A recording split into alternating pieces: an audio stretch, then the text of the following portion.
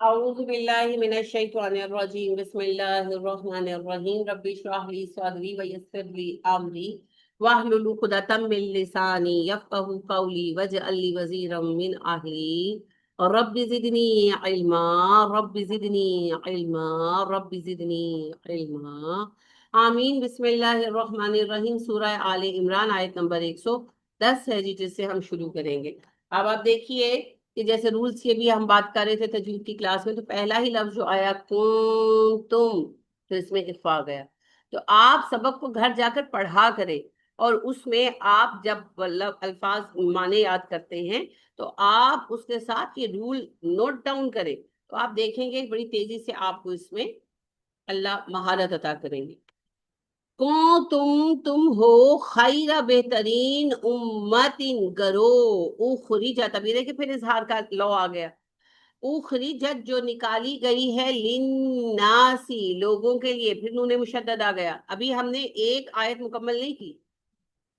تأمرونا تم حکم دیتے ہو بالمعروفی اچھائی کا، وتنہونا پھر اظہار آ گیا، اور روکتے ہو عن المنکری پھر اخفا گیا، ناپسندیدہ باتوں سے، منکر باتوں سے، وتؤمنون اور تم ایمان لاتے ہو باللہ اللہ پر، بے شک تم ایک بہترین گروہ ہو جسے لوگوں کے لیے کھڑا کیا گیا ہے، تم حکم دیتے ہو اچھائی کا اور برائی سے روکتے ہو، اور اللہ پر ایمان لاتے۔ یہ ہمارا وہ کردار ہے جس پر امت مسلمہ کو پورا اترنا ہی چاہیے۔ پہلی بات کیا ہے جی؟ ہمارا مقصد حیات اس دنیا میں بس جانا نہیں ہے، ہمارا مقصد حیات اس دنیا میں اللہ کے دین کو قائم کرنا ہے، نافذ کرنا۔ اور اس نفاذ میں کیسے ہم اس کو پریکٹیکلی نافذ کر سکتے ہیں؟ نفاذ کے لیے ہاتھ میں کیا ہونا چاہیے؟ پاور۔ آپ درخواستوں سے نافذ نہیں کر سکتے، اسی لیے سیاست بھی انہی لوگوں کے ہاتھ میں ہونی چاہیے جو دیندار ہوں۔ لہذا دنیا کے نون ورلڈ کے سب سے دیندار انسان جو تھے نا، ہمارے پیارے نبی صلی اللہ علیہ وسلم، ان سے بڑھ کر عالم اور دیندار کون ہو سکتا ہے؟ ہماری یہ سوچ بنی نا کہ جو دیندار بندہ اس سے سیاست سے کیا لینا دینا۔ تو نبی کریم صلی اللہ علیہ وسلم سے بڑا دیندار ڈھونڈ کر لائیں، تو آپ نے تو سیاست کی، آپ تو مدینے کے حاکم بنے، آپ تو چیف جسٹس مدینے کے بنے، آپ نے تو سپاہ سالار کی حیثیت سے بھی فریضے سر انجام دیے، کیونکہ آپ یہ اچھی طرح جانتے تھے کہ جس کے ہاتھ میں طاقت ہوگی اسی کا قانون چلے گا۔ تو ایک مومن کے ہاتھ میں طاقت ہوگی تو اللہ کا قانون چلے گا، غیر مومن چاہے اس کا نام محمد علی ہی کیوں نہ ہو، اگر وہ منافق ہے، اگر اس کے دل میں اللہ کے قانون کی عزت نہیں ہے، طاغوت ہے، اس کے ہاتھ میں آپ دے دیں گے حکومت کا نظام، تو بھیا پھر طاغوت کا نظام ہی چلے گا نا آپ پر۔ ابھی کل مجھے کسی نے پوچھا، ہاں جی، کہ جی مجھے فلاں صاحب نے کہا ہے، اب میں نام نہیں لوں گی، اچھا نہیں لگتا نا، غیبت میں آ جاتا ہے، کہ وہ فلاں صاحب کہتے ہیں کہ حکومت جس چیز کو حلال قرار دے دے وہ حلال ہو جاتی ہے، اگر حکومت اناؤنس کر دے کہ گدا حلال ہے تو حلال ہو جائے گا۔ ہوں دسو میں، یہ طاغوت کی زبان ہے۔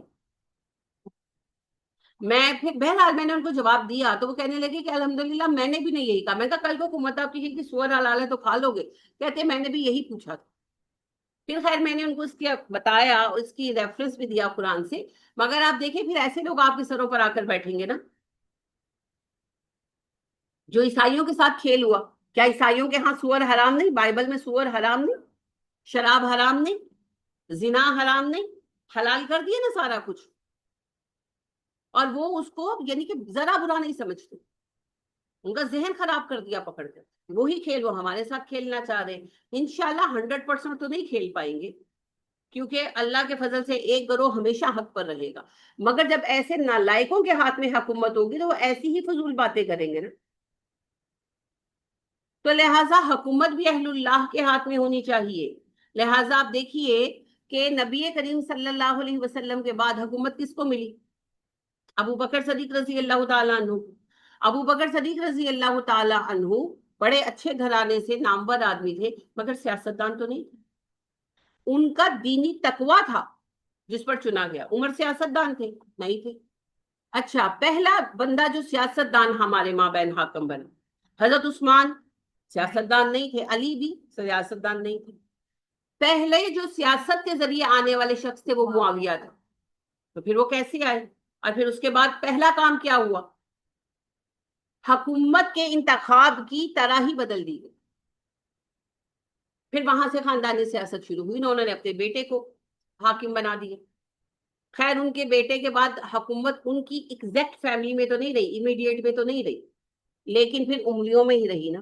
پھر انگلیوں کو ہٹا کر عباسی آئے تو پھر عباسی لے گئے حکومت. پھر اس کے بعد سے آج تک خاندانی حکومت ہی چل رہی، مانوسی سیاست، چاہے وہ کتنی نالائق نسل کیوں نہ ہو جائے. تو یہ اس طرح سے بگاڑ آیا. اسلام میں حاکم کون ہوگا؟ جو زیادہ عالم دین ہوگا، جو زیادہ متقی ہوگا. کرائٹیریا ہی ڈفرنٹ ہے. تو اس میں دو تین چیزیں پیدا کی گئی. ایک تو علماء کی طرف سے دل برے کیے گئے. خیر علماء کی بھی کرتوتے ہیں، میں ان کو بالکل اس سے سپیئر نہیں کرتی، لیکن اس میں بہت زیادہ پروپوگینڈا بھی کیا. اور دوسری طرف جو ہے یہ سب یعنی کہ ذہن بنایا گیا کہ اگر کوئی عالم سیاست میں ہے تو وہ تو بہت ہی دنیا پرست. حالانکہ جو سیاست میں نہیں ہے ان کی دنیا پرستی ملاحظہ فرمائیے. تو عالم دنیا پرست ہے یا نہیں یہ اس کے کردار سے پتا چلے گا، سیاست میں آنے سے تھوڑی پتا لگے گا. تو دین اور سیاست کو الگ کر دیا گیا، یہ کھیل کھیلا گیا. تو یاد رکھیے کہ پہلی بات یہ ہے کہ ہم نظام عالم کو درست رکھنے کے ذمہ دار ہیں. آج جو ہم کہتے ہیں نا ہم مظلوم ہیں، یہ تو درست ہے کہ ہمارا قتل عام ہو رہا ہے، مگر مظلوم ہم نہیں ہے. دنیا میں جہاں جہاں جس پر ظلم ہو رہا ہے اس کے ذمہ دار دراصل ہم، کیونکہ بیلنس بنا کر رکھنا ہمارا کام تھا نا، وہ ہم نے نہیں کیا. تو اس لیے ان پر ہونے والے مظالم کی ذمہ داری بھی ہماری کہیں نہ کہیں نکلتی ہے. قیامت کے دن سوال ہونا ہے کہ بھیا مصیبت کیا تھی تم لوگوں کو؟ 1.25 ارب تمہاری تعداد تھی، دنیا کے 1/3 ذرائع تمہارے پاس تھے، تیل میں نے تمہیں دیا تھا، بہترین نسل تمہیں دی تھی. آپ دیکھ لیں جتنی یوتھ ہمارے پاس ہے، جو امریکہ یورپ ترلے ڈال رہے ہیں آسٹریلیا والے کے ہمارے پاس آ جاؤ، ان کے پاس یوتھ نہیں ہے. یوتھ کس کے پاس ہے؟ ہمارے پاس ہے. ہمارا 65% 67% یوتھ پر مشتمل ہے ملک کا. یہ اپنے اندر ایک خزانہ ہے. اور یوتھ بھی ہماری نڈر، اگر وہ کام کرنے پہ آ جائیں تو پھر ماشاءاللہ کر کے دکھاتے. ڈرے ہوئے مرے ہوئے نہیں ہے، نہ نکمے ہیں، نہ وہ کیا کہتے ہیں کہ کسل کا شکار ہے، ہاں سستی کا شکار ہے. لیکن ویسے اگر ان کو پر کب کر کے لگا دیا جائے، کام پر ڈائریکشن دے دی جائے، تو بہترین یوتھ ہے دنیا کی. ذہین بھی ہے، ڈم بھی نہیں ہے. امریکیوں کو تو اتنا مل گیا ہے نا. آپ دیکھیے میں دیکھ رہی تھی سروس، تو سب سے ڈم نیشن قرار پائے ہیں امریکی. وجہ بھی ہے، اتنا کچھ مل گیا، وہ کچھ کرتے نہیں، ہر چیز آٹومیشن پہ ہے. تو 2 ضربے 2 بھی ان کو نہیں آتا، کیونکہ وہ ان کے ہر چیز آٹومیشن پر ہے. تو ہمیں تو ہر کام کرنا ہے. تو لہٰذا آپ دیکھیں کہ بچے ماشاءاللہ بہت ذہین ہیں، اسی لیے تو آئی ٹی پہ چھائے ہوئے ہیں. یہ ابھی جو چل رہا تھا کہ آئی ٹی ہیک کر لیا، اب ہمارے ہیکرز نے انڈیا جنگ ہو رہی تھی. تو دماغ ہے نا، دماغ کا کام ہے، کرتے ہیں. اور ماشاءاللہ دنیا بھر میں سب سے زیادہ آئی ٹی جابس جو ہے وہ انڈیا اور پاکستان والے ہی کر رہے ہیں. انڈیا والے بھی اسی لیے کر رہے ہیں، وہ بھی ضرورت مند ہے نا. ان لوگ اسٹرگل بہت ان کو کرنا پڑتا ہے، ان کے بھی دماغ چلتے ہیں، ہمارے بھی دماغ چلتے ہیں. تو ایسی یوتھ ہوتے ہوئے، ایسی حکومتیں ہوتے ہوئے، ایسی انڈیپینڈنٹ ریاستیں ہوتے ہوئے، اور اتنا پیسہ ہوتے ہوئے ہم مظلوم ہیں. قصور ہمارا ہے. دنیا میں بیلنس بنا کر رکھنا ہمارا کام ہے، اور ہم اپنا کام نہیں کر رہے. تو پوری دنیا میں فساد مچا ہوا ہے، اس کی جواب دہی ہم پر ہی آئے گی. جیسے آپ دیکھیں کہ ابا جی گھر آتے ہیں نا، اور اگر گھر میں ادم مچا ہوا ہے، چیزیں بکھری، کھانا نہیں بنا ہوا، تو پوچھا کس کو جائے گا؟ گھر بکھیرا بچوں نے ہے، پر پوچھا اما جی کو جائے گا تو کتنے سے، ہے نا. اسی طریقے سے اس دنیا میں نظام عالم کو برقرار رکھنے کا ذمہ ہمیں دیا گیا، خلیفہ ہم بنائے گئے.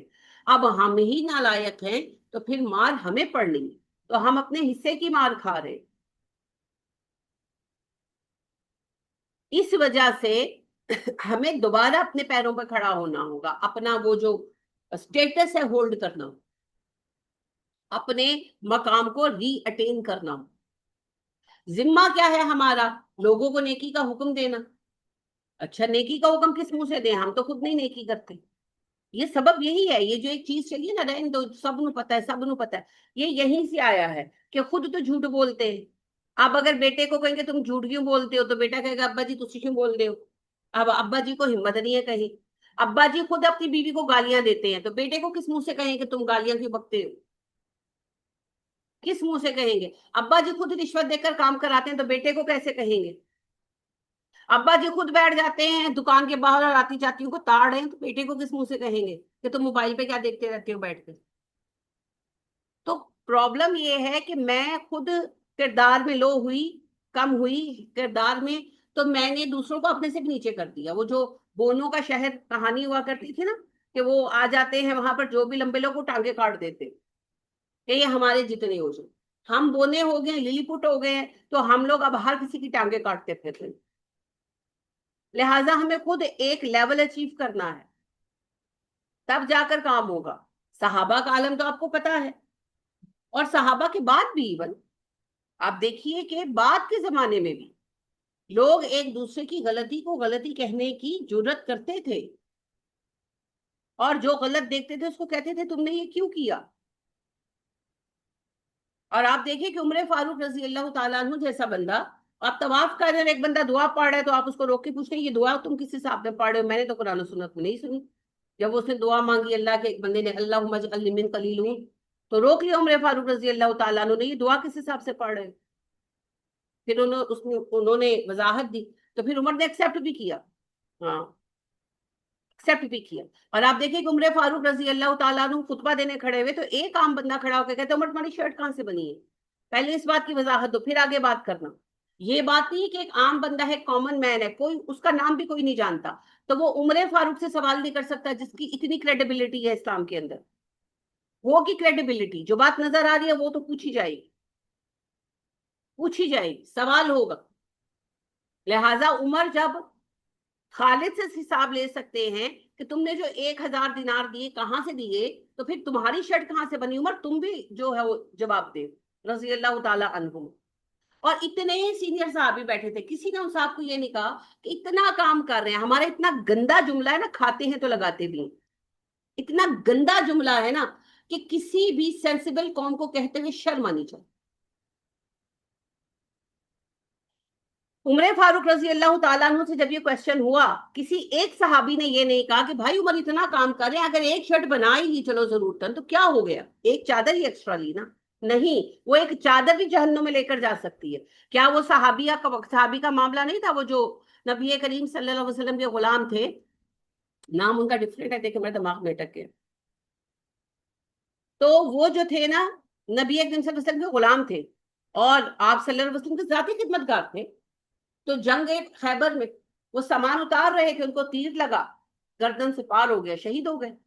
तो लोगों ने कहा कि देखो अभी तो जंग शुरू भी नहीं हुई, इन पे अल्लाह का फजल, देखो शहीद हो गए। आपने कहा लेकिन मैंने तो इन पर आग की चादर बरसते देखी। सहाबा ने कहा अल्लाह के नबी सल्लल्लाहु अलैहि वसल्लम वो क्यों? अब आप स्टेटस चेक करें, वो एक यानी कि 2 या 3 साल से नबी सल्लल्लाहु अलैहि वसल्लम के पर्सनल गुलाम थे, उनको गिफ्ट मिले थे, उनकी जाती खिदमत करते थे, मोमिन थे, जिहादों में साथ जाते थे। और अभी भी जब ये पहुंचे हैं, नबी सल्लल्लाहु अलैहि वसल्लम जिस ऊंट पर थे उसकी लगाम थामे हुए थे, आप ऊंट से उतर गए, वो ऊंट से सामान उतार रहे थे, तो कोई छुपा हुआ होगा यहूदी, उसने तीर चलाया, वो उनकी गर्दन से पार हुआ, शहीद हो गए। साहबा ने कहा कि देखो इनका नसीब, देखो जंग भी नहीं अभी शुरू हुई है, शहीद हो गए। आपने कहा मैंने तो इन पर आग की चादर बरसते देखी। साहबा ने कहा अल्लाह के नबी सल्लल्लाहु अलैहि वसल्लम वो क्यों? आप सल्लल्लाहु अलैहि वसल्लम ने फरमाया इन्होंने चादर आग की बरसते देखी, क्योंकि इन्होंने माले गनीमत से चादर चुरा ली। तो फिर साहबा ने चीजें ला ला कर दी, यानी कि माइनर चीजें थी ना, जैसे एक सहाबी ने जूते बांधने के तस्मे, वो नालैन होती थी ना खड़ावों, तो खड़ावों को जो है ना वो फिर ऊपर से बांध लेते थे तस्मों से, तो वो हल्की सी माइनर सी चीज है, उन्होंने उठा ली कि इसका क्या है, तो वो लाकर जमा कराई। एक साहब ने जो है वो एक कोई छल्ला था, वो उनके यानी कि उठा लिया उन्होंने। फिर लोगों ने फिर ला ला कर चीजें जमा कराई कि हमने तो ये हल्की समझ कर ले ली थी। सॉरी, आप अंदाजा करें, یہ ہے اسلام کی سوچ کہ عمر فاروق جیسا بندہ کھڑا ہے. اچھا اس کے سامنے, اس اللہ کے بندے کے سامنے عمر فاروق رضی اللہ تعالیٰ عنہ کے پاس جب ہرقل کا قاصد آیا اور اس نے کہا کہ ہم آپ سے کے ساتھ کچھ شرائط پر صلح کریں گے, تو عمر فاروق رضی اللہ تعالیٰ عنہ نے اسے کہا مجھ سے تم شرائط کیسے رکھ سکتے ہو؟ آسمان پر اللہ ہے, زمین پر عمر, میری من مانی شرائط پر صلح ہو. اور یہ سچ تھا. اور ہرقل جیسے حکمران کانپتے تھے عمر کے نام سے, مگر ایک عام مسلمان کھڑے ہو کر کوشچن کرتے ہیں عمر تمہاری شرٹ کیسے بنی ہے, ایکسپلین کرو. اور عمر یہ نہیں کہتے کہ میں کھاتا ہوں تو میں کھاتا بھی ہوں. یہ اتنا گندا جملہ ہے, یہ اتنا گندا جملہ ہے. جیسے آپ کے ہاتھ پر گندگی لگی ہو اور کوئی آپ کو احساس کرائے کہ آپ کا ہاتھ گندا ہے, تو آپ کی کوئی بات نہیں, میرے ہاتھ پہ لگ جاتی ہے تو کیا ہوتا ہے, میں باتھ روم دھوتی تو ہوں نا کبھی کبھی. اتنی گندی بات ہے. اور عام پڑھے لکھے یعنی کہ نمازی پرہیزگار لوگ کہیں گے ایسے نہیں ہوگا, پورا کام کرنا ہوگا. آپ کام کر رہے ہیں, کسی کے سر پہ احسان نہیں کر رہے, آپ کو ذمہ دیا گیا. اتنا اچھا لگا مجھے, دیکھیں اچھا بندہ برا بندہ یہ انسان ہوتا ہے نا. ابھی جب ہم پودوں کے لیے گئے تو وہ جو بچہ رضوان ان کا انچارج تھا, تو میں نے اس کو کہا کہ ماشاءاللہ رضوان آپ بہت آرگنائز کام کرا رہے ہیں, مجھے بڑی خوشی ہوئی, آرگنائز تھا نا کام اس کی. تو کہنے لگا کہ میڈم جی سانو ایسی کل تنخواہ مل گئی. یعنی کہ اگر حلال ہوتا نا اسلام میں تو میں اس بچے کا ماتھا چومتی, کہ اتنی مجھے اس کی بات اچھی لگی کہ اس نے کہا کہ میڈم جی سانو ایسی کل کی تنخواہ مل گئی. یہی بات ہر بندہ سوچے تو اپنا کام کرے نا. جج کو انصاف کرنے کی تنخواہ ملتی ہے.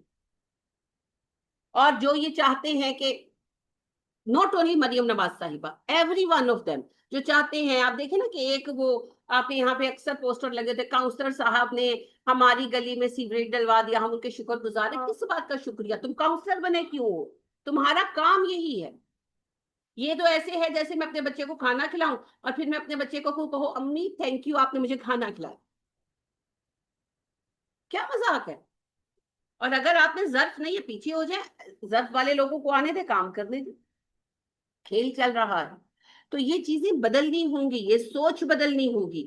جب تک آپ نظام نہیں بدلیں گے تب تک چیزیں اپنی جگہ پر درست نہیں ہو سکیں گی. تو ایک عام بندہ بھی کھڑا ہو کر کوشچن کرے گا اور حاکم کو جواب دینا ہوگا.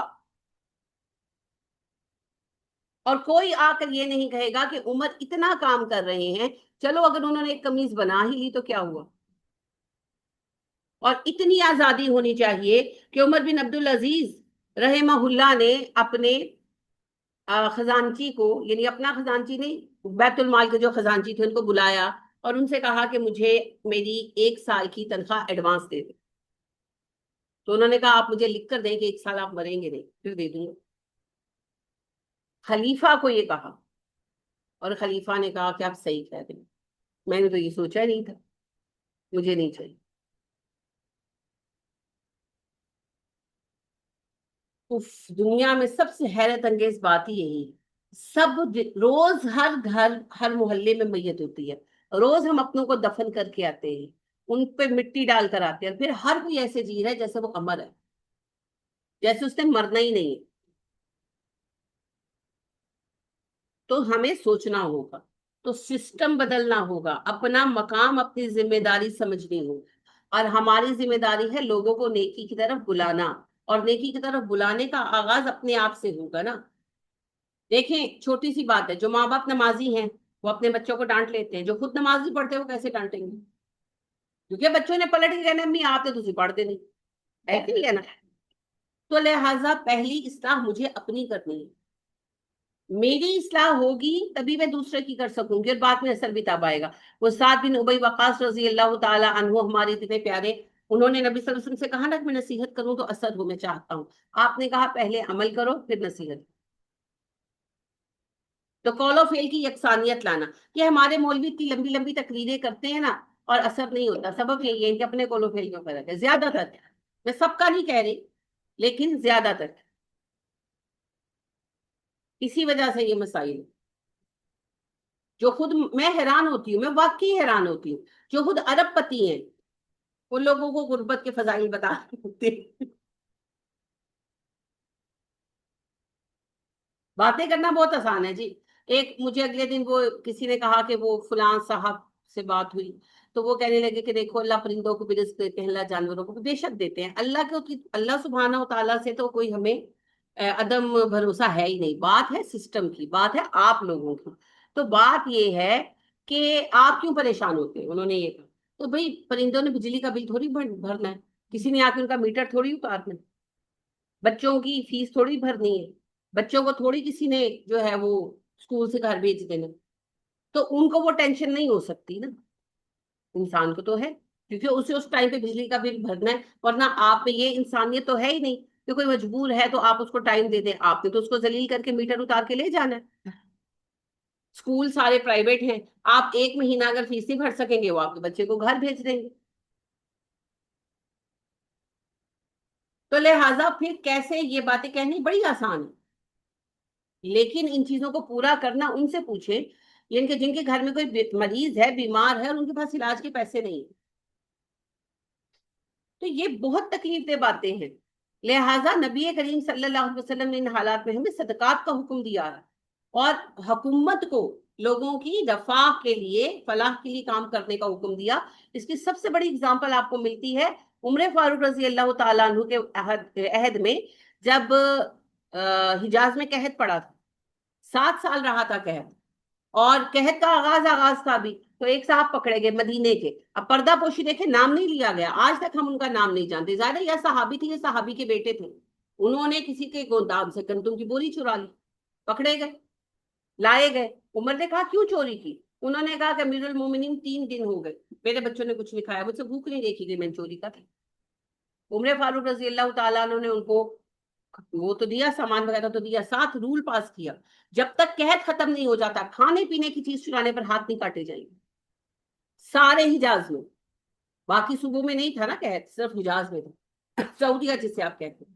تو عمر فاروق رضی اللہ تعالیٰ عنہ نے یہ اسلام کی تاریخ کا سب سے بڑا اجتہاد ہے، قرآن پر کیا گیا کہ انہوں نے کہا جب تک قحط ختم نہیں ہو جاتا کھانے پینے کی چیز چرانے والے کا ہاتھ نہیں کٹے گا، اور نہیں کٹا۔ یہ ہوتی ہے فلاحی ریاست، ماں کی طرح ہوتی ہے، اپنے بچے کو صرف سزا دینے پر آمادہ نہیں تو اس کی مجبوریاں بھی دیکھتی ہے، ہاں ساری سپورٹ کے بعد جو برا کرے پھر دو سزا۔ تو آج آپ کہتے ہیں نا کہ بھئی یورپ میں چوری نہیں ہوتی، یہ نہیں ہوتا، وہاں لوگوں کو فیسلٹیز مل رہی ہیں نا، ایک بندہ بے روزگار ہے، اسے بے روزگاری الاؤنس مل رہا ہے، وہ کیوں چوری کرے گا؟ یہاں پر ایک بندے کا معاملہ یہ ہے، وہ گھر سے نکلا، فرض کر اسے سارا دن کام نہیں ملا، اور اب وہ گھر جانے سے پتا بچے کھانا مانگیں گے اور میرے پاس کچھ نہیں ہے، اب ہر کسی کا تقوی کا لیول تو وہ نہیں کہ رو رہے تو پھر روتے نہیں، پھر وہ کچھ تو جگاڑ کرے گا، پھر وہ کسی کا گھر کے باہر کھڑی گاڑی کا یعنی کہ بیٹری نکال لے گا، کچھ کرے گا، نہیں کرنا چاہیے، لیکن بول تقوی کا لیول ہر کسی میں تو نہیں ہو سکتا، پھر وہ کوئی نہ کوئی سبب اپنے لیے پیدا کرے گا، کیونکہ اس کو کوئی پرسان حال نہیں ہے، کوئی پوچھنے والا نہیں، یہاں پر پرابلم آتی ہے۔ تو آپ دیکھیے کہ عمر فاروق رضی اللہ تعالیٰ عنہ ہی کے زمانے میں پیدا ہر وہ بندہ الاؤنس پر تھا جو کما نہیں رہا، ہر وہ بندہ، لہٰذا اس میں بوڑھے، بچے، گھریلو عورتیں جو کچھ نہیں کر رہی تھیں، اور پیدا ہوتا ہی بچہ۔ آج ہم بڑے حیرانی سے کہتے ہیں، آپ کو پتا ہے امریکہ میں، یورپ میں جب تک بچہ اڈلٹ نہیں ہو جاتا حکومت خرچہ اٹھاتی ہے، دنیا میں پہلی بار یہ کام مدینہ کی ریاست میں ہو، تو اس لیول تک آپ لوگوں کو لائیں نا، اور آپ ہمارے یہاں بدقسمتی سے امریکہ یورپ کی مثالیں دی جاتی ہیں، عرب کنٹری کی بات نہیں کریں گے، ہے نا، وہاں کتنا امن و امان ہے، وہاں کوئی چوری چکاری نہیں ہوتی، نہیں ہوتی نا، کیوں نہیں ہوتی؟ کیونکہ لوگوں کو فیسیلیٹیٹ کیا گیا۔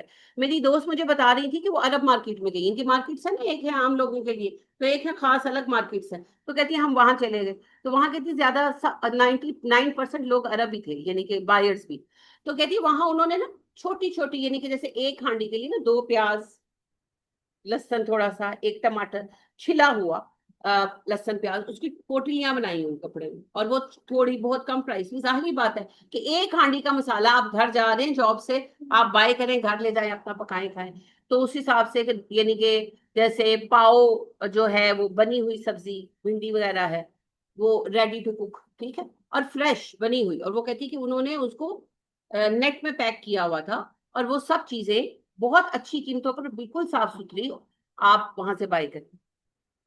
تو اپنے لوگوں کو فیسیلیٹیٹ کر رہے ہیں نا. آپ کے پاس کم پیسے ہیں, آپ کی فیملی چھوٹی ہے, آپ کم بائی کرنا چاہتے ہیں, آپ کم بائی کریں. آپ کو زیادہ بائی کرنا, آپ زیادہ پیکٹ بائی کر لیں.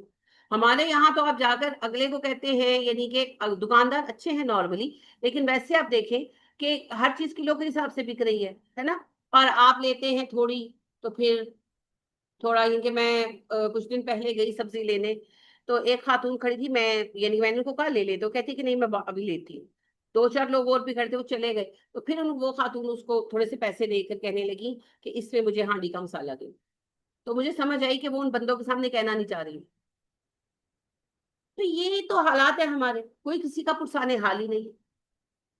تو جہاں لوگوں کی بنیادی ضروریات پوری ہو رہی ہوں گی, کرائم ریٹ خود ہی کم ہو جائے گا. کہ کوئی ایک کریمنل نہیں ہوتا چند ایک بیمار ذہنوں کے سوا, نارملی کوئی کرائم کرنا پسند نہیں کرتا. کس کا دل کرتا ہے کسی کی چیز اٹھائے؟ یہ تب سب شروع ہوتا ہے جب انسان بنیادی ضرورتوں سے محروم ہو جاتا. تو بنیادی ضرورت اپنے لوگوں کی پوری کیجیے. پھر آپ دیکھیے, ذرا نم ہو تو یہ مٹی بڑی زرخیز ہے ساتھ. تو لوگوں کو نیکی کا حکم دے. اب لوگوں کو نیکی کے حکم کا دینے کا آغاز کہاں سے کریں؟ اپنے آپ سے کریں. بھائی پہلے خود کو نیک بنائیں, پھر لوگوں کو بلائیں نیکی کی طرف, آپ کا معاشرہ بدل جائے گا. لہٰذا آپ دیکھیے, نبی کریم صلی اللہ علیہ وسلم ہمارا رول ماڈل ہے نا. آپ صلی اللہ علیہ وسلم خود تو جیسے تھے آپ کو بتائیے, آپ نے اپنے صحابہ کو بھی ویسا کیا, اور آپ صلی اللہ علیہ وسلم نے عام بندی کی فلاح کا کام کیا. آپ کے خطبے دیکھیں 4 4 لائنوں کے ہیں. ہماری طرح 2 2 گھنٹے سر نہیں کھایا آپ نے کسی کا, مگر کتنا اثر تھا. وہی طریقہ صحابہ کا. آپ دیکھیں ابو بکر صدیق رضی اللہ تعالیٰ عنہ, عمر فاروق رضی اللہ تعالیٰ عنہ, ان کے کتنے لمبے لمبے خطبے ہوتے تھے. کوئی لمبے خطبے نہیں ہوتے تھے, ضرورت ہی نہیں. مختصر جامع بات کرتے تھے, اور وہ اتنی بات ہی کافی ہوتی تھی, کیونکہ لوگوں کو اتنا ماشاءاللہ سہولت دی گئی تھی, لوگ پڑھتے تھے. آج مجھے آپ بات بتائیں, جو آپ کا بچہ ہے, کوئی بھی ایوریج گھرانے کا بچہ, وہ بیچارہ جوں اسکول میں جاتا ہے, کھوتوں کی طرح وہ پڑھتا پڑھتا پڑھتا, کھوتوں کی طرح, اور وہ علوم پڑھ رہے جن کا پریکٹیکلی اس کو کوئی فائدہ نہیں ہونا. وہ پڑھتے پڑھتے پڑھتے پڑھتے وہ بھی ایم اے کر کے, یا جو بھی اس نے اپنی لائن لی ہے وہ کر کے فارغ ہوا, اور جاب میں چلا گیا, اور جاب میں اب وہ گدوں کی طرح کام کر رہا. ساری زندگی اس کو بیٹھ کر شعور کے لیے کچھ پڑھنے کا موقع ملتا؟ وہ کوئی اچھی کتاب پڑھ پاتا ہے؟ وہ نبی صلی اللہ علیہ وسلم کی سیرت پڑھ پاتا ہے؟ وہ قرآن پڑھ پاتا ہے؟ وہ دنیا کے کامیاب لوگ جو ہیں, اور میرے نزدیک دنیا کے کامیاب لوگ ہیں انبیاء کرام علیہ السلام, اور پھر صلحائے امت, ہمارے صحابہ, اور پھر بعد میں علماء اور اچھے لوگ. تو کسی کے حالات زندگی پڑھ پاتا ہے؟ کچھ نہیں پڑھ پاتا, کیونکہ ساری عمر وہ صرف ایک دوڑ میں لگا ہوا ہے, پیسہ پیسہ پیسہ. اصل میں بچپن سے ہی پڑھائی کا مقصد ہی پیسہ رکھا گیا نا, ڈگری لے لو نوکری کیسے ملے گی. تو وہ بچپن سے اسے کولو کا بیل بنا دیا گیا. یہ بھی ایک سازش ہے, یہ نظام تعلیم بھی ایک سازش ہے, اس کو بھی بدلا جانا چاہیے. صرف اتنا پڑھائیں جتنا پڑھنا ضروری ہو, جس نے جو پڑھنا ہے وہ سبجیکٹ پڑھے اور جا کر اپنا کام کرے. ہم نے اکنامکس پڑھی, اکاؤنٹنگ پڑھی, آج تک ہمارا اس سے کوئی واسطہ پڑا؟ کیوں ہمارا اتنا وقت ضائع کرایا گیا؟ اس کی بجائے وہ سبجیکٹ کیوں نہیں پڑھائے گئے جو ریلیونٹ تھے؟ اور یہی ایجوکیشن کم وقت میں ہو جاتی نا اگر یہ ریلیونٹ سبجیکٹ نکال دیے جاتے. اچھا, اب years of education, 14 years of education, 16 years of education, 18 years. Why do you want to count our years? Why don't you assess our credibility? یہ کیا بات ہے؟ اگر میں نے 16 سال لگائے ہیں اور میں بالکل نالائق ہوں تو آپ کے لیے قابل قبول ہے. اور اگر میری لیاقت ہے اور میں نے 16 سال نہیں لگائے, 14 لگائے یا 12 لگائے, میں آپ کے لیے قابل قبول نہیں ہوں. یہ کیسے کرائٹیریاز ہے؟ کہتے ہیں کہ جو ڈگری کر کے نکلتے ہیں کچھ بھی نہیں آتا. U E T, FAST, NUST. تو راوی آٹوز میں میرے میاں جنرل مینیجر رہے, تو وہاں پر یہ بچے ڈگری لے کر آتے تھے انجینئرنگ کی, تو کچھ بھی نہیں آتا تھا. اور ان پڑھ, میرے میاں یہ لفظ کہتے ہوتے تھے کہ ان پڑھ ورکرز کے نیچے رہ کر نا پھر وہ کام سیکھتے. تو بلکہ شروع میں جب میرے میاں نے جوائن کیا تو ورکرز کو لگا کہ ایوی ان کو باؤ صاحب کہتے تھے, باؤ صاحب. تو ان کو لگا کہ باہر سے آئے باؤ صاحب کو یہ آندہ ہوئے. تو انہوں نے کہا کہ آپ یہ ویلڈنگ کر رہے ہیں تو یوں نہ کریں. تو وہ کہتے ہیں کہ ایک دوسرے کی طرف ایسے دیکھ کر نہ ہنسنے لگے. تو پھر عرفان, میرے میاں ماشاءاللہ شوق والے آدمی ہیں, ان کو اپنا کام بہت اچھے آتا ہے, تو انہوں نے پھر وہ ویلڈنگ یونٹ لیا اور بیٹھ کر خود اس کو ویلڈ کر کے دیا. تو اس کے بعد پھر سارے ان کی بات سننے لگے، ورنہ پہلے ہنستے تھے کہ یہ تو باہر سے آئے تھے، اس کو کیا آتا ہوگا. تو مجھے تکلیف ہوتی ہے. میرے بیٹے کو پڑھانے کے لیے ایک صاحب آتے تھے جو یو ای ٹی سے انہوں نے انجینئرنگ کی ہوئی تھی. تو بات ہوئی تو میں نے پتہ نہیں کس بات پہ میں نے کہا ریوٹ کا نام لیا، تو کہتے ہیں ریوٹ کیا ہوتا ہے. تو میں حیران ہو گئی. میں نے ان سے کہا سر میری بات سنیں، میں انجینئر کی بیوی ہوں، مجھے پتا ریوٹ کیا ہوتا ہے، آپ انجینئر ہیں آپ کو نہیں پتا ریوٹ کیا ہوتا ہے. حد ہو گئی ہے، حد ہو گئی ہے. یعنی کہ کل مجھے ہنسی آ گئی، میری پوتی مجھے کہتی میں آپ کو ایک چیز دکھاؤں، میں نے کہا دکھاؤ. تو اس نے پلاسٹک کا ورنیئر کیلیپر نکال کر مجھے دکھایا. انجینئروں کی اولادیں ہیں نا، ان کو چیزیں بھی، وہ کہیں گئی تو اس کی کزن کے پاس تھا تو وہ اس کو کہتی ہے میں لے لوں، تو وہ لے کر آئی تو کہتی میں لے کر آئی ہوں مانا پاس سے. میں نے کہا اچھا. تو مجھے دکھایا تو میں نے اپنے میاں کو دکھایا تو بڑے خوش ہوئے، کہتے ہیں کہ یہ تو بڑا پیارا، یہ تو چلتا بھی ہے. تو میں نے کہا ہاں. تو کہتی کس کا ہے، تو میں نے بتایا. مقصد یہ ہے کہ آپ جس گھر میں رہتے ہیں، ابھی بچے تو چھوٹے ہیں، ان کو ان چیزوں کے نام پتا ہیں.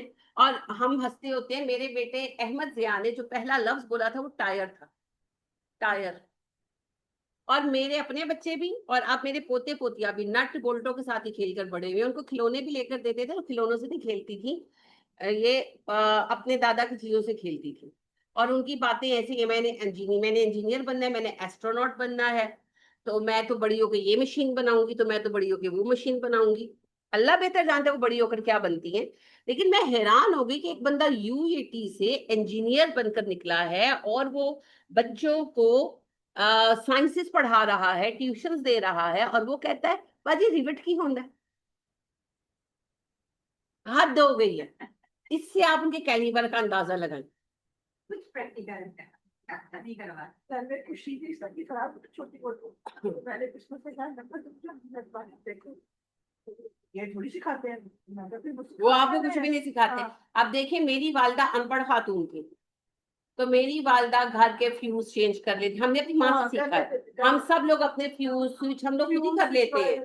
ہاں پنکھا اتار پنکھا لگا لیتی تھی. میری والدہ کپڑے سیتی تھی میرے والد کی وفات کے بعد. تو وہ پوری مشین ان اسمبل کر دیتی تھی، پوری مشین آل ٹوگیدر، خالی کھوکھے میں سے سب کچھ نکال دیتی تھی. اور وہ مٹی کا تیل ڈال کر اور مغل ڈال کر ایک بڑی پرات رکھی ہوئی تھی، اس کے اندر ڈپ کر کے اس کو گھنٹہ بھر دودھ پہ رکھ کے پھر نکال کر ایک ایک پرزے کو خشک کر کے واپس اسمبل کر دیتی تھی. ساری باتیں کرتی تھی. میں اب یعنی آپ دیکھیں کون سی ڈگری تھی ان کے پاس، عقل، شعور. اور ان پڑھ تھی میری والدہ، تیسری کلاس تک اسکول گئی تھی. پھر میں نے نانا وفات پا گئے تو بس پھر تو ماشاء اللہ وہ سب کرتی تھی. اور گھروں میں بالکل، اور نیچے جا کر لگاتے تھے. ایک موم بتی پکڑ کے کھڑا ہوتا تھا اور دوسرا فیوز لگاتا تھا. تو ہم نے اپنی والدہ سے سارے کام سیکھے ہیں. دروازہ شروازہ ٹیڑھا ہو گیا خود ہی ٹھیک کر لیا، کھڑکی ڈھیلی ہو گئی خود ہی فکس کر لی، ٹوٹی لیک کر رہی ہے خود ہی وہ لا کر وہ واشر ڈال دی. یہ سارے کام اچھا یہ ہمیں تبھی واشر وشر یہ سب ہمیں تبھی پتا تھا، اور یعنی کہ لا کر لگا لی، یہ سارے کام ہمیں آتے تھے. ہم ابھی تک بھی چھوٹے موٹے کام کر لیتے ہیں، بچوں کو اور حالانکہ انجینئرنگ یونیورسٹی سے نکل کر آ رہے ہیں. اب کے بچے جو ہے نا وہ نہیں یہ کام کرتے. آپا بچے کام اس لیے نہیں کرتے کہ ان کو سکھایا ہی کچھ نہیں جاتا، سکھایا ہی کچھ نہیں جاتا. تو یہ آپ دیکھیں اس طرح سے جو نظام تعلیم ہے یہ بڑا ستیاناش کر رہا ہے ہماری قوم کا. نظام تعلیم وہ ہی صحیح تھا جو مدرسوں کا اصل نظام. آج کل کے مدرسے نہیں کہہ رہے جی.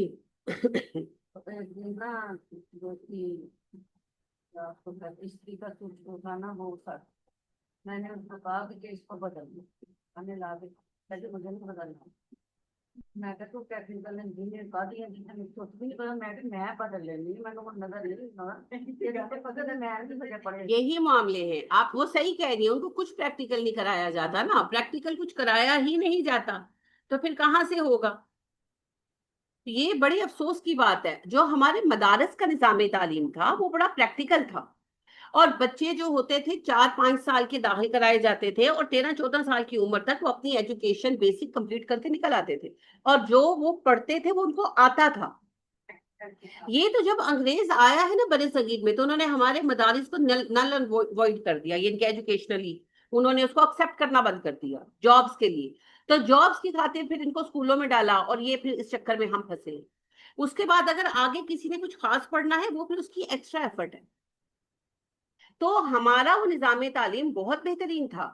یہ والا نظام تعلیم تو اٹھا کر پھینک دیا جانا چاہیے. اب دیکھیں یورپ کے زیادہ تر ممالک میں یہ جو ہمارا ایک کمرشل نظام تعلیم ہے یہ تو وہاں پر نہیں ہے وہ لے رہے, وہ بالکل نہیں لیتے, وہ انہوں نے سائٹ پر کر دیا. لیکن ہمیں اس کے لیے دوبارہ کھڑا ہونا ہوگا. تو تعلیم کا نظام بھی بدلنا ہوگا. اور یہ سارے نظام کیسے بدلے جائیں گے؟ سوال یہ پیدا ہوتا ہے نا, جب حکومت لائق لوگوں کی ہوگی, سوچنے والے لوگوں کی ہوگی, جو خود کنویں کے مینڈک ہوں گے, وہ کیا کریں گے؟ مسلمانوں کی 95% آپ کو پتا ہے آبادی جب برے صغیر میں انگریزوں نے قبضہ کیا ہے تعلیم یافتہ تھی, انکلوڈنگ ویمن. اور جو ہندو آبادی تھی اس کی جو عورتیں تھیں 0% تھا ان کا لٹریسی ریٹ. یہ تو انگریزوں کے وقت میں ہمارا معاملہ خراب ہوا کہ مدارس کی تعلیم کو کچھ نہیں سمجھا جانے لگا اور اسکولوں میں بھیجنا والدین نے مناسب نہیں سمجھا کہ لڑکیاں ویسٹرنائزڈ ہو جائیں گی تو پھر عورتیں جاہی کی جاہی بیچاری رہ گئی. یہ مسائل تو تب ہمارے ہاں پیدا ہو. تو یہ ہمیں سب کچھ بدلنا ہو, سب کچھ بدلنا. اللہ ہمارے حال پہ رحم کرے. تو ہم چیزیں بدلیں گے تو کسی کو ہم بلا سکیں گے نا, کسی چیز کی دعوت دے سکیں گے. اور اللہ فرماتے ہیں وَتَنْهَوْنَ عَنِ الْمُنْكَرِ, تم انہیں روکتے ہو برائی سے. اب برائی سے روکنے کے لیے برائی کو برا سمجھنا ضروری ہے نا. ہمارے یہاں تو ڈیبیٹ یہ چل رہا ہے کہ یہ برا ہے بھی کہ نہیں, چاہے پھر وہ بے پردگی ہو, چاہے وہ گانا بجانا ہو, چاہے وہ مزاروں کو آباد کرنا اور مسجدوں کو ویران کرنا ہو, چاہے پھر وہ کرپشن ہو.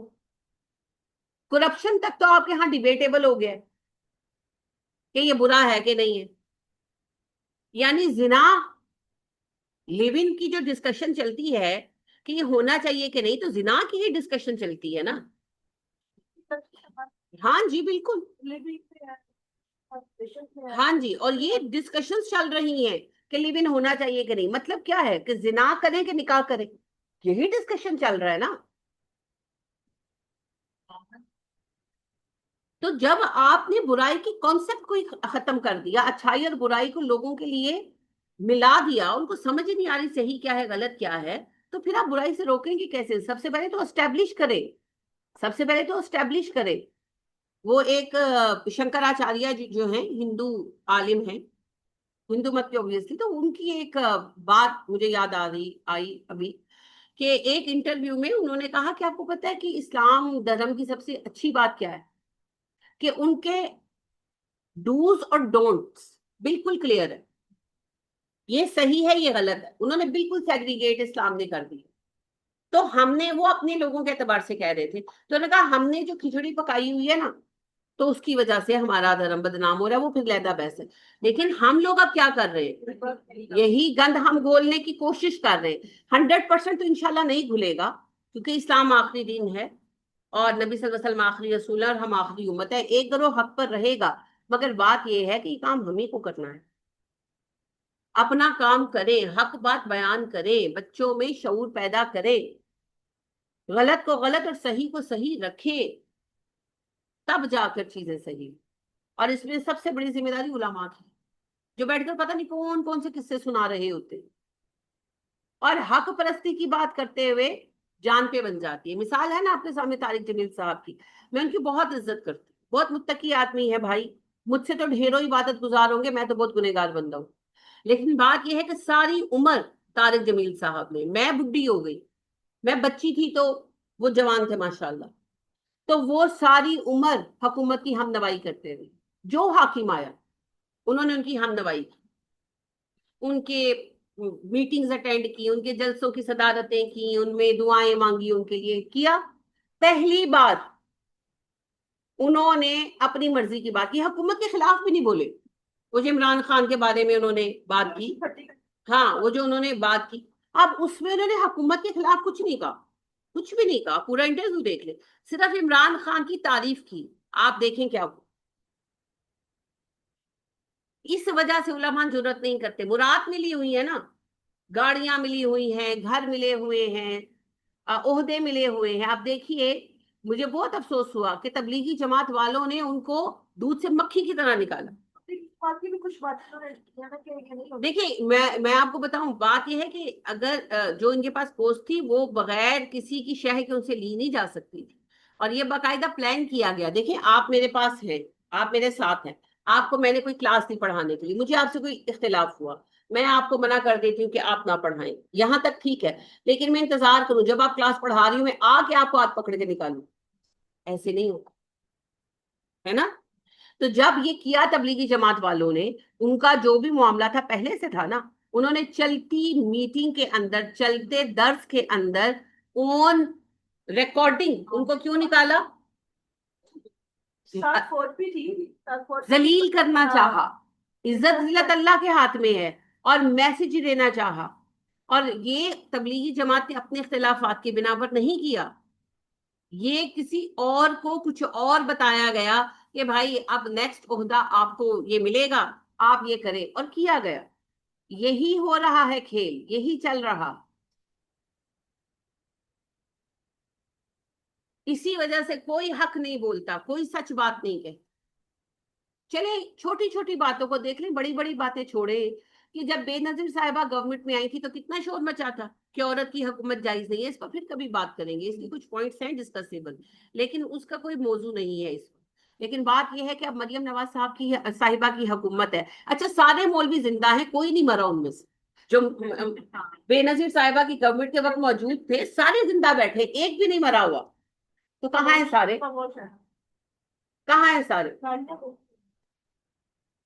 ये इनका जो फेल है ना, इसकी वजह से ये जवाल।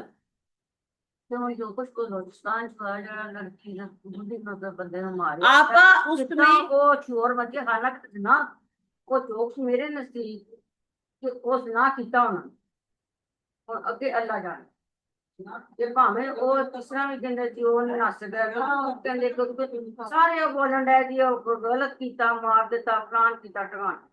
देखिए, पहली गल तो है मैं वाकई की तफसील नहीं जानती, ऐसी कि सानू सच नहीं दसिया गया। वो जो बलोचिस्तान वाले बच्चा बच्ची हैं, अगर वो भागे भी थे, अगर उन्होंने जिना भी किया था, तो उसके मारने का अख्तियार सिर्फ अदालत को है। इस तरह तो हर कोई कानून हाथ में लेकर फिरेगा। यानी अल्लाह माफ करे मेरी बेटी, अल्लाह ना करे, अल्लाह दुश्मनों को भी महफूज रखे। एक बात है कि मिस्टर ए की बेटी घर से भाग गई तो मिस्टर ए जाके उसको कत्ल कर दे। ऐसे नहीं होगा भाई। अगर आपको किसी से तकलीफ है, अदालत में जाए, अदालत सजा दे सकती है, कोई पर्सनली सजा नहीं दे सकता, कितना ही बड़ा वडेरा क्यों ना हो। कानून की नजर में सब यकसां हैं।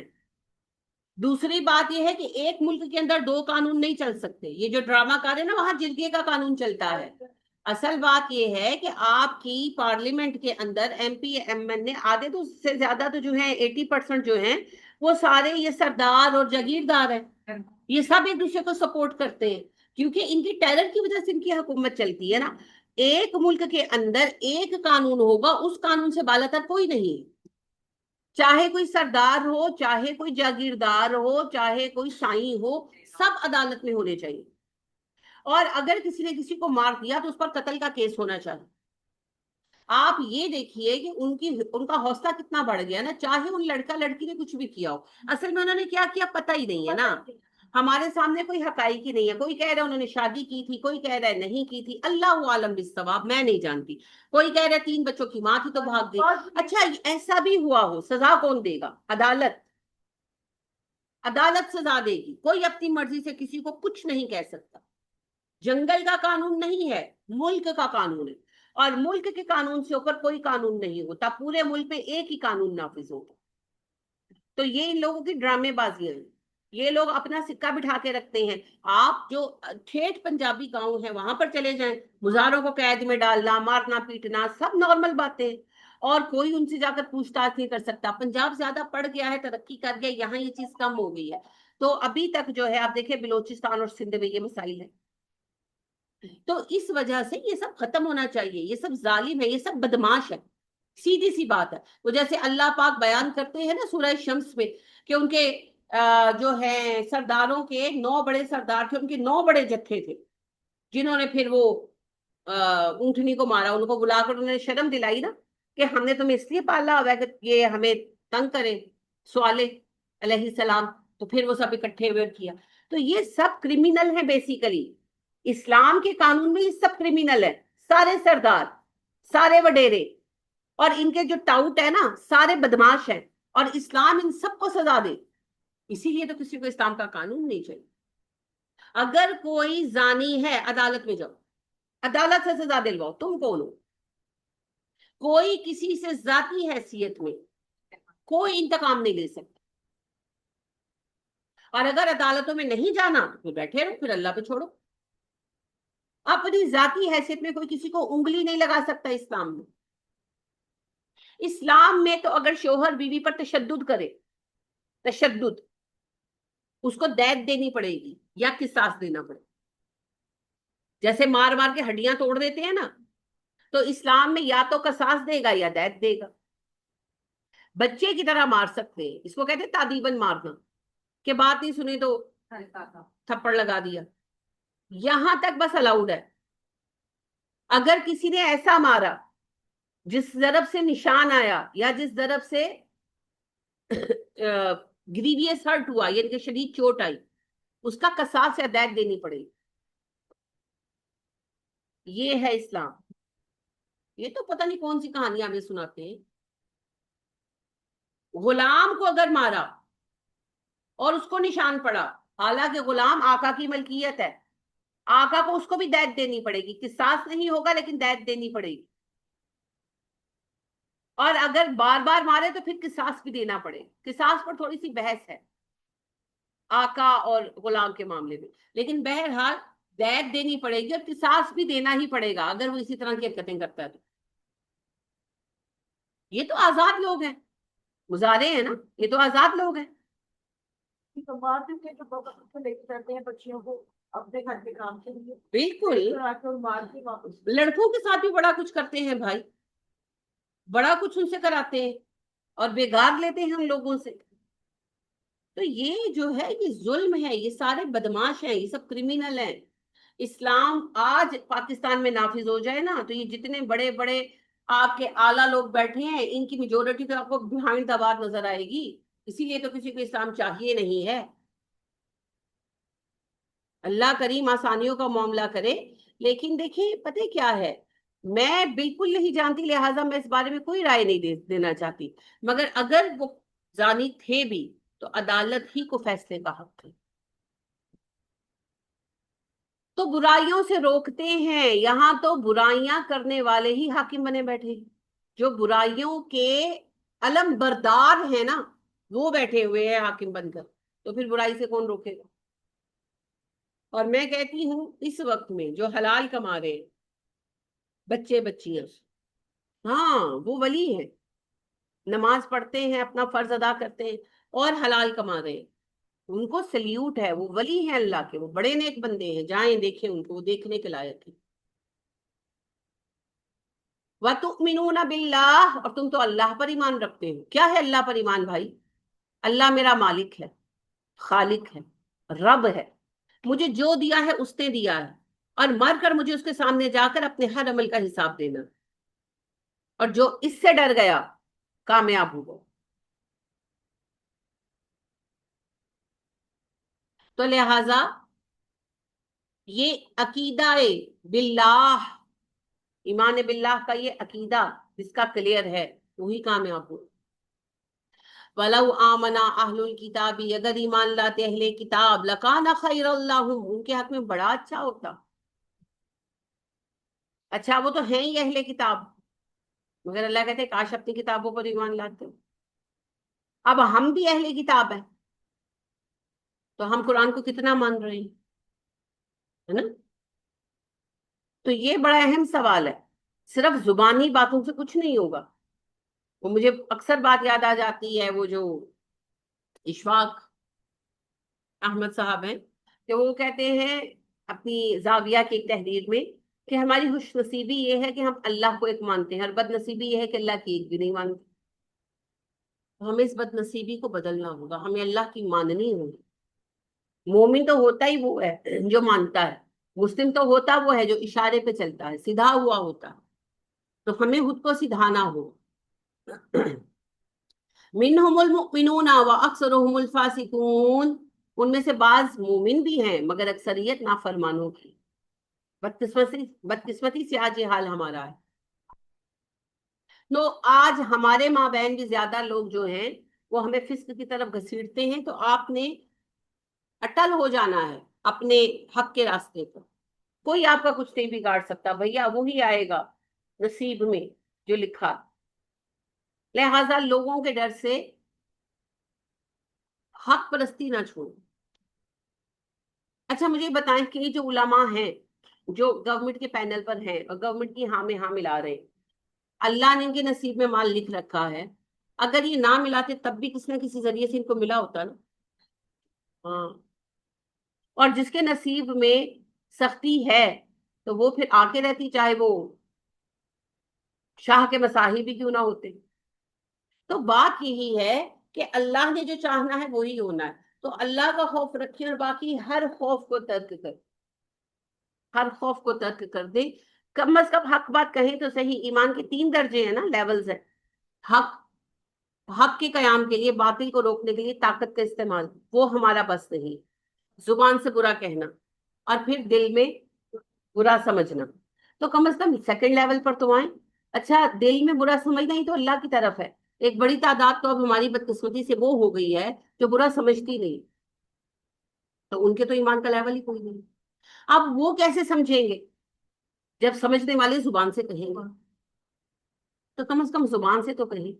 और रह गई ये बात क्यों हो हमारी बात सुनी जाती है, अच्छा कैसी दिलचस्प बात है कि आपकी कंप्यूटर की हर बात जो है वो मॉनिटर की जाती है, आपके हर फोन कॉल मॉनिटर की जाती है, कितना डरते हो। तो अल्लाह जो हर वक्त मॉनिटर कर रहे हैं उससे नहीं डरते? कितनी अजीब है ना ये बात। ओ हो, ये बात ना किया करें, हर बात मॉनिटर होती है, और जो अल्लाह मॉनिटर कर रहे हैं उसका क्या। हुसैन को भूल गए अलैहिस्सलाम, बस जुबानी कलामी हुसैनी हुसैनी नामों के साथ लगाते हैं। मुंह से जो कहते हो कि लब्बैक हुसैना, मुंह से जो कहते हो कि लब्बैक हुसैना, फिर दिल से यजीदों का ये डर क्यों नहीं जाता। कहते हो कि हो उसवाए शब्बीर पे कायम, कहते हो कि हो उसवाए शब्बीर पे कायम, दरबार में क्यों जाते हो, सर क्यों नहीं जाता। इतने डरे हुए लोग। और बहुत ये बात मैं सुनती हूँ कि नहीं नहीं नहीं नहीं बहुत एहतियात करें। अच्छा अल्लाह से ना डरो, इनसे डरो। अगर नसीब में लिखा जा चुका है तो बेवजह उठाए जाएंगे, है ना। तारिक जमील साहब इसकी बहुत बड़ी मिसाल है। सारी उम्र हम नवाई की और एक बात पर पकड़े गए, और नहीं अल्लाह ने लिखा तो मुसीबत नहीं आएगी। नासर मदनी साहब इसकी मिसाल, वो बोलते रहते हैं ना, जितना उन बेचारे का बस चलता है फिर भी बैठे हुए कलपते रहते हैं वैसे वो बेचारे। तो भैया बात यह है कि नसीब में आजमाइश लिखी है तो आकर रहेगी, नहीं लिखी है तो नहीं आएगी। अल्लाह से आफियत मांगते रहिए, लेकिन काम करें, लोगों के डर से काम ना छोड़ें। जो नसीब में लिखा है होकर रहे, डरा ना करें, बेफिक्र होकर जिए। आपका रब जो है जुल जलाल वल इकराम, उस रब के बंदे होकर डरना, उस नबी का उम्मती होकर डरना जो तने तनहा चले गए तायफ, और जिन्होंने मक्का में, जब पूरी दुनिया में कहीं कॉन्सेप्ट ही नहीं था अल्लाह एक है। मैं हैरान होती हूँ उस वक्त पर, उस दिन पर, उस लम्हे पर जब आपने सफा की पहाड़ी पर खड़े होकर अलल ऐलान कहा कि ये जिनको तुम पूछते हो सब पत्थर है और मर चुके हुए लोगों की निशानियां हैं, एक बात पर कायम हो जाओ, अल्लाह एक है, अशहदु अल्ला इलाहा इल्लल्लाह, अल्लाह तुम्हें अरबो जमा का हाकिम बनाएगा। आप उनकी जुर्रत को महसूस करें कभी, उनकी हिम्मत को कभी महसूस करें, कैसा अज़म का पहाड़ थे आप, उनकी उम्मती होकर इतना हल्का होना। कोई कुछ नहीं बिगाड़ सकता, रब ना चाहे। और अगर अल्लाह चाहेगा तो आप देखिए कितने हादसे हमारे बचपन में होते थे ना, हवाई फायरिंग हो रही है, वो बारात बेकन खलोते तो गोली आके बज गई, मार गए, डोर फिर गई। कितने होते हैं जब जब मामले होने होते हैं। हाँ जी बिल्कुल, जब आई हुई है तो आ जाएगी। اور جب نہیں ہے تو پھر کچھ بھی نہیں ہوگا، کچھ بھی نہیں ہوگا. تو بھروسہ اللہ پہ رکھیں. غالب اللہ کی تقدیر نے آنا ہے. اللہ سے خیر مانگے، آسانیاں مانگے، مگر کام کریں، ڈرے مت. زندگی جتنی ہے اتنی ہی رہے گی. ہاں، کچھ نہیں ہونے والا. کوئی آپ کی نہ زندگی کم کر سکتا ہے اور نہ آپ کے لیے مصیبت لا سکتا ہے. وہی ابن عباس رضی اللہ تعالیٰ عنہ کو جو آپ نے نصیحت فرمائی کہ ساری دنیا تمہیں نقصان پہنچانے کے لیے اکٹھی ہو جائے، اس سے زیادہ نہیں پہنچا سکتی جتنا اللہ نے لکھ دیا ہے. اور ساری دنیا تمہیں نفع پہنچانے کے لیے اکٹھی ہو جائے، اس سے زیادہ نہیں پہنچا سکتی جتنا اللہ نے. تو جب ہمارا مالک حی و قیوم ہے اور ذوالجلال والاکرام ہے، ان اللہ علی کل شیء قدیر ہے، اور وہ رب آپ کا رب ہے، تو پھر اتنا ڈرتے کیوں ہو بھائی؟ کھل کے جیو. زندہ ہو تو زندہ ہونے کا ثبوت دو، کم از کم بولو، حق کو حق کہو، باطل کو باطل کہو. ہاں، وہ غالب کہتے ہیں کوئی تو حق شناس ہو یا رب، ظلم کو نہ روا کہے کوئی. کچھ تو کہو، کچھ تو بولو، اللہ خیر کرے گا. کچھ نہیں ہونے لگا آپ کو. ہاں، اللہ اپنی امان میں رکھے گا. یہ احتجاج سڑکوں پر نہیں ہوگا، یہ احتجاج کلاسوں میں ہوگا. جگہ جگہ قرآن کلاس کھولے، لوگوں کے ذہن جگائیں. آپ آج احتجاج پر جائیں، واقعی آپ لائم لائٹ میں آ جائیں گے. آپ سے آ کر ہو سکتا ہے مریم نواز صاحبہ بھی مل لے، آپ کو کچھ عہدہ شہدہ بھی دے دے. کچھ نہیں ہوگا، آپ کو نقصان ہوگا، فائدہ ہو جائے گا. لیکن اگر آپ حقیقی کام کرنا چاہتے ہیں، وہ ہوگا جگہ جگہ قرآن پڑھانے سے. بندے جو ہیں وہ مارکیٹوں میں جو ویلے ہو نا بیٹھ جائیں پڑھانے کے لیے، عورتیں گھروں میں، ہر کسی کو پکڑ پکڑ کے قرآن پڑھاؤ. ایک ایک بات بھی سمجھ آ گئی نا ایک ایک بندے کو، ایک ایک بات، تو چیزیں بہتر ہو جائیں. بس اتنی بات ہے، اور کوئی بات نہیں. قرآن سے شعور، نبی کریم صلی اللہ علیہ وسلم نے کیا کیا؟ چینج کیسے لائے؟ شعور، شعور دے دیا. اور شعور صرف ایک بات کا دیا، تم سب اللہ کے سامنے جواب دے. جو بھی تم کر رہے ہو نا، اس کا جواب دینا ہے اللہ کو، اور پھر تمہاری جنت اور جہنم کا فیصلہ ہونا ہے. اب سوچ لو، جو تم کر رہے ہو، کیا تم اللہ کے سامنے جب حاضر ہوگے تو اللہ کی مغفرت کے لائق ہوگے؟ یہ ایک شعور. آج اس وقت میں، ناؤ ان دس ٹائم، اگر میں مر جاتی ہوں تو کیا میں اللہ کی مغفرت کی حقدار پاتی ہوں خود کو؟ یہ شعور بس لوگوں میں پیدا کر دے. Sense of liability. آپ کو اللہ کے سامنے جواب دینا ہے، آپ جواب دیں ہیں. یہ ایک بات سمجھ جائیں گے نا، ہر کوئی اپنے آپ کو خود سنبھالے گا. تو پھر آپ کو وہی مثال دوں گی جس نے عمر کو ہلا دیا تھا رضی اللہ تعالیٰ عنہ. عمر کسی باپنے میں حیران نہیں ہوتے تھے، بڑے بڑے معاملوں میں عمر کہتے تھے اچھا ٹھیک ہے، کیا تو کیا کیا. لیکن وہی عمر جب کسرا کا قصر ابیض فتح ہوا، یعنی کہ ان کا دارالحکومت فتح ہوا اور قصر ابیض سے سامان لایا گیا، تو وہ اتنا قیمتی تھا کہ وہ جب صحن میں لگایا گیا تو اس میں ہیرے جواہرات گولڈ اتنا تھا کہ چمک رہا تھا اور اس شعائیں نکل رہی. تو عمر جب آئے تو کچھ دیر کے لیے تو عمر مبہوت ہو گئے، گونگ ہو گئے، وہ اتنا حسین نظارہ. اور عمر نے ایسے اوور ویو کیا کہ اتنا قیمتی سامان. اور پھر عمر نے کہا جنہوں نے یہ سامان جمع کیا اور ایمانداری کے ساتھ لیا ہے، میں انہیں سلام کرتا ہوں. اب یہ سارا مال جو ہے، یہ کوئی بہت سینئر صحابہ نے جمع نہیں کیا، عامت المسلمین تھے نا، سپاہی تھے. سپاہ سالار تو جا کر جمع نہیں کرتے، کوئی خالد تو نہیں کر رہے تھے رضی اللہ تعالیٰ عنہ، یا جو ہے کوئی بھی سینئر صحابی نہیں تھا. جو عام فوجی تھے ان کی ڈیوٹی لگائی گئی تھی بھی سامان جمع کرو، لے کر آؤ. اور آپ سوچیں کہ ایک ایک گلاس سونے کا ہے، ایک ایک پلیٹ سونے کی ہے، اور یعنی کہ سچ مچ میں جواہرات ہر چیز میں جڑے گئے ہیں، پردوں کے اوپر جگمگا رہے ہیں. انہوں نے لا کر سب جمع کرا دی. کس چیز نے روکا ان کو؟ کوئی سی سی ٹی وی نہیں لگا ہوا تھا، ہے نا. آپ اسٹور میں انٹر ہوتا ہے، لکھا ہوتا ہے خبردار کیمرے کی آنکھ آپ کو دیکھ رہی ہے، ہوشیار ہو جاتے ہیں. تو جو اللہ دیکھ رہا ہے، وہ خدا کا خوف کرو. ان کو صرف ایک ڈر تھا، ہمارا رب دیکھ رہا ہے، ہم کیا اپنے رب کو جواب دے دیں. تو وہ انہوں نے ایک ایک چیز لا کے رکھا. یہ ایک شعور پیدا کر دیجئے، آپ کا معاشرہ بدل جائے. بس اللہ ہمیں اس کی توفیق عطا فرمائے، آمین ثم آمین. اقبال کی بات بڑی سچی ہے. خدا تجھے کسی طوفان سے آشنا کر دے کہ تیرے بحر کی موجوں میں اضطراب نہیں. تجھے کتاب سے ممکن نہیں فراغ کہ تو کتاب خواں ہے مگر صاحب کتاب نہیں. اللہ ہم سب کو صاحب کتاب کر. آمین ثم آمین.